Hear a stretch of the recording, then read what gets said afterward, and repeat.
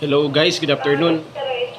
Um, Congratulations pala sa mga taga Denver Nuggets fans, no? Denver Nuggets team.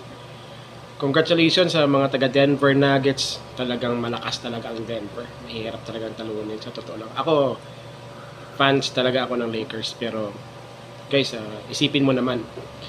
Gabi din na pinagdaanan ng Lakers. Naging 12 seed, 11, 10, naging 9 at bago sila nakapunta sa 8 seeds, grabe talaga pinagdaanan nila. Isipin mo yun, number 8, ilaban mo sa number 2, talagang malakas talaga. So, actually, ang nanalo is Denver Nuggets. Pero bakit nakikita ko sa Facebook at sa online, yung mga nag-cheer is yung mga taga Golden State? Di ba talo na yung team nyo, guys?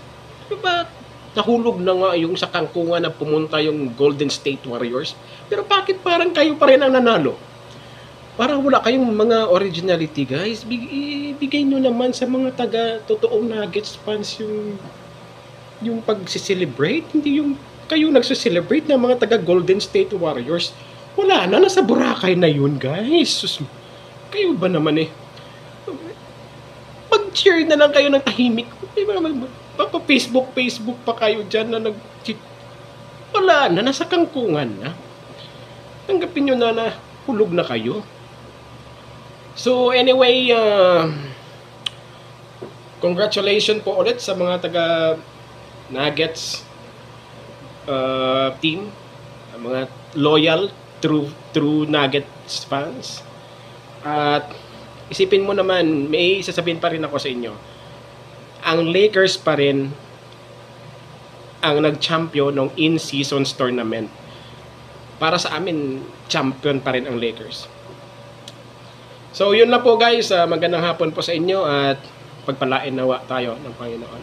Okay, mag-ingat po tayo kasi sobrang init ngayon. Palagi tayo mag-inom ng tubig.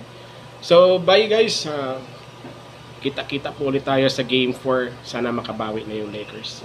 At saka sakasakali man, ma-3-3 pa nila, sila yung kauna-unahang team na maka-survive sa 3-0 deficit.